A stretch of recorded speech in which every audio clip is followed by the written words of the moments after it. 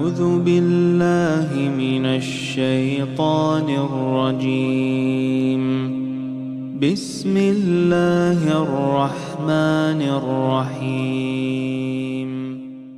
ولمن خاف مقام ربه جنتان. Assalamu alaikum ve rahmetullahi ve berekatuhu süyümlü kızlarım. Ustaz Ali Tantavi'nin Ey Kızım kitabından dersimizni davamlaştırımız. Ey kızım, men işi 50'ye yetken adamman. Yigitlik kaldırımız uzaklarda kaldı. Ben köp adamlarga uçurdum. Dünyadan haberdar boldum. İşimnin çoğunluğu ve tecrübemge asaslanğan sağlam uçuq sözlerini menden anlang. Bu sözlerini başqalardan anlamaysız. Der haqiqat biz kitaplarını yazdık ve ahlaklarını turğuzışqa dairlik, şevhet, fitne pasatlardan, yamanlıklardan yiraqlışqa çağırdım. Hatta qalamlar menden zerikip ketdi. Tıllar taldı. Hiç narsini özgertəlmədik. Münker işlerini yok qılalmadık. Eksince günah işler ziyadı boldu, pasat keng yiyildi, avretler içilip, yerim yalanaçlık, haddidin işip, külengisini kengaytdi, şehirden şehirge küçüşke başladı. Biz ya nicat tapalmadık. Yakında nicat tepişimiz hem yıraktıdır. Bilemsiz nime üçün? Çünkü biz şu kemgice ıslah bulmadık. Islah buluşning yo'lini ham bilmadik. Aşu ıslah işki sizning o'dilingizda ishkan, ey qizim. Ishikning ochquchi bo'lsa, sizning qo'lingizda ishkan. U ishikning borligiga ishinib, uningdan kirishni bejiralisangiz, u alda ıslah bo'ladi. Suyimli qizlarim, Ustaz Ali Tantavi'ning bu so'zlaridan qizlarning o'rnining jamiyatda qanchalik yuksak o'rinda turadiganligini bildinglar. Yine kızlar yaxshi tarbiya alsa, bütün yamanlıklar ıslah bo'ladi ekan. Ey kızım, albatta günah yo'liga birinchi qadamni bosquchi o'g'illardir. Hech qachon qiz avval qadam bosmaydi. Lekin qiz bola rozi bo'lmasa, o'g'il bola ham qadam bosolmaydi. Qiz yumshoq muomala qilmasa, o'g'il bola ham harakat qilmaydi. Kız onunla işini açmasa, oğul balam u yerden kirelmeydi. Bilsiniz, barlıq yaman oğullar böğrüdür. Siz qo'y kabisiz. Qo'y böğrüdün qaçqandek ulardan qıçın. Hemmisi oğurlardır. Böğrü qo'ydan faqat güç xalaydı. Yaman oğullarning sizden xalaydigan narsi qo'yning güçidan azizroq, yamanlık bo'lsa ölümden qattiqdir. Onun sizden xalaydigan narsi siz üçün şərəf və fəxr bolğan iffitinizdir.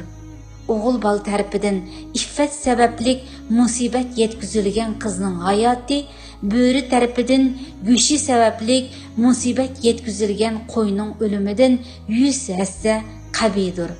Qızlarının aldıda ədəb əxlaqlıq bulub göründüğən, ulağa çiraylıq muamele qıldığan ve kızlar ularning mehriga uçup ketadigan bazı oğullarning gaplerini siz rast deb qalmang. Yaman yigitlarning o'zlari xoli qolganda deyishadigan so'zlarni anglagan bo'lsangiz, qo'rqinchli so'zlarni anglagan bo'ladingiz. Yaman yigitning sizga tabassum qilishi, yumshoq muomala qilishi, o'z xizmatlarini taqdim qilishi faqat bir maqsad bilandir. Onun bu hareketlerinde icabi fikrinizni uyg'otib, o'ziga ishondirish bardır. Onninkin nimalar bo'ldi? Ey qizim, fikr qiling. Birdamlik rohat uchun qiz uningga sherik bo'ladi. Undan keyin yaman o'g'il uni unutadi. Qiz bola bo'lsa, mangulik xor bo'ladi. Yigit hechnim bo'lmagandek ketadi. İmkan bo'lsa yana boshqa g'afil qizning numusini o'g'irlash uchun yirginishlik ishini davomlashtirib yashayverdi. U zolimni bo'lsa jamiyat kechirdi, yoshligida adishib, keyin tövbe qildi deyishidi. Qiz bo'lsa hayatı davamida ar-nomus ishkida qoladi. Jamiyat uni hech qachon kechirmaydi. Suyimli qizlarim, Ustoz Ali Tantavining bu so'zlaridan barliq dadalarning qizlaridan qanchalik ansiraydiganligini, jamiyatda qandaqdir bir yomonliklarni ko'rsa, qizlardan ansirab ularni qo'g'daydiganligini tushunib yetinglar. Hozirgi kunimizda uy-uyda internet va hammanglarning qo'lida telefonlar umumlashdi. Har xil uchur aloqa vositalari o'ttirg'i chiqdi. İnternet orqali o'zaro fikr almashtiradigan, aloqalashadigan ishlar ko'payib ketdi. Suyimli qizlarim, sizlar kichik, uning ustiga oq ko'ngil, tajribasiz va sodda. Yomon kishilarning qapqiniga dastlab sanmanglar. Bu qalaymaqonchiliklardan qutulib chiqishinglar intayin mushkuliga to'xtayotidi. Suyimli qizlarim, shuningga cheksiz ishtinglarki, Allohning sizlarga butkuni mayli sizlar ojiz bo'lib, o'zinglarni saqlab tanha yashasanglarmi yoki yiroq joyda yashasanglarmi, baribir sizlarni izlab topadi. Alloh subhanahu va taolo yaxshi erlarga yaxshi ayollarni, yaxshi ayollarga yaxshi erlarni uchrashtirdi. Allohga taat, ibodat qilish orqali solih, halol juftlarni o'zinglarga tilanglar. Bilinglarki, Allohning fazli marhamatlariga gunoh masiyat bilan emas, faqat Allohga bo'lgan itoat va taqvodorlik orqali erishgili bo'ladi. Yigitlar hech qachon boshqalarga oson ishinib ketadigan, o'zining talabiga osonla ma'qul kelgan qizlarni mangulik ayoli qilib tanlamaydi. Chunki bunda xarakterdagi qizlar hissiyoti ojiz va ishonchsiz deb qaraldi. Her daim Allah'ның nazaretida ekanliginglarni unutib qolmanglar qizlarim. Ruhinglar daim Allohga talpinib tursin. Shundala sizlar haqiqiy baxtga, saodatga, xushallikqa erisha olasizlar. Ey qizim, Allah sizni menga omonat qilib berdi. Qanday qilib ikki dunyoda ham baxtlik, saodatlik yashashni o'rgatdi. Men sizga mas'ul. Siz bo'lsangiz, farzandlaringizga mas'ul bo'lsiz. Farzandlaringiz sizga o'xshash bo'ldi. Tarbiya vaz nasihat bilan emas, balki amal qilib ko'rsatish bilandir. İnsanlar o'zlari bilib bilmay atrofidagilariga ta'sir ko'rsatadi. Buningga ko'p guvoh bo'ldim. Unutmangki, xulq sizga umringizning oxirigacha odat, xarakter bo'lib singib ketadi. Sizni qanday tarbiyaladi? Qachonki sizga bir narsa bersak, Allah bədi dedik. Bir nəsə sorsanız, biz Allah'tan soran, onun da həmmə nəsi var dedik. Qaçan ki dua qılıb sorsanız, Allah bəməsə, siz Allah'ını narazı qılıbsız dedik. Sizge Allah həmmə nəsini yaratqan, onundan sorsaq, o biri birdi, qancha bersəm, onun mülki kemiyib qanmaydı. Şuncha nimetlərini bergenligiga biz faqat Allah'ның buyurğanlarını qilib, çekligenlerden qaytımız. Her işni Allah Taalaga bağladık. Sizge delil ispatsız işindiğan qilib terbiyeledik. Hata qılsınız cezalamadık.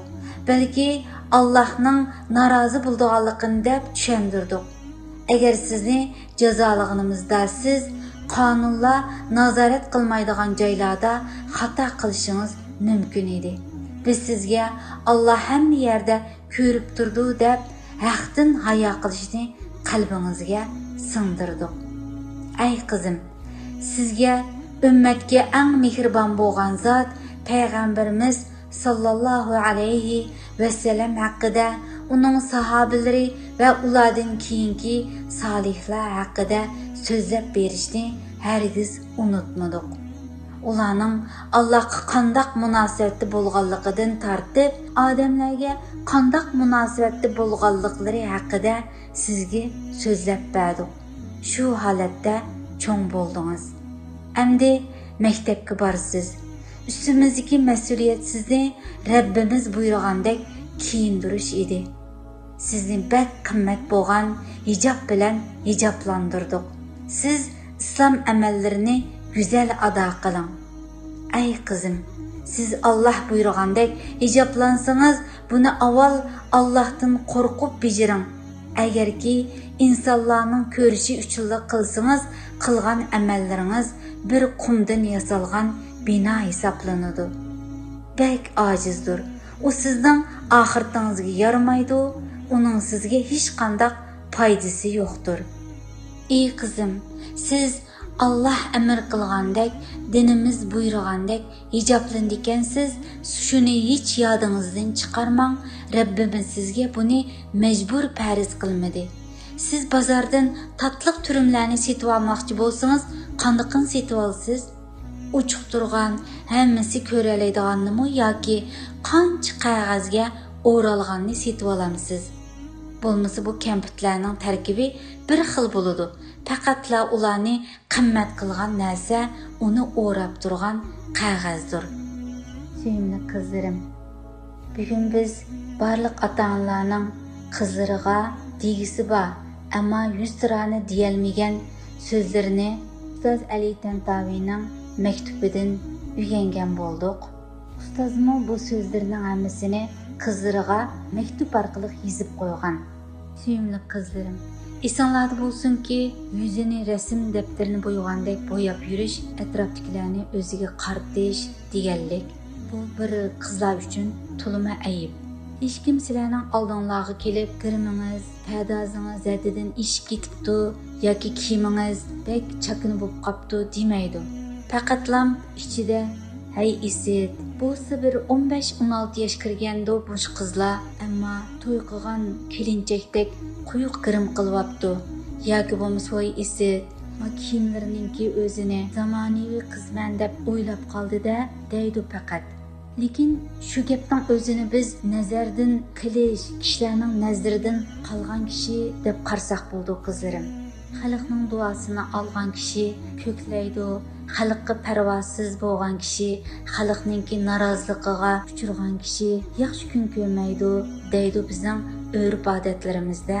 Albatta bularning hammasi tajribalardan kelib chiqqan so'zlar qizlarim. O'zinglarning aslilik husninglar o'zinglarga yetadi. Allah Taala qalblaringlarni yumshatib bersin. İslamni avloddan avlodga yetkazadigan salih qizlardan qilsin. Amin. Bugungi darsimizning savoli hijob degan nima va uning shartlari qaysilar? Qani bu savolga kim eng tez va eng to'g'ri javob bera oladi?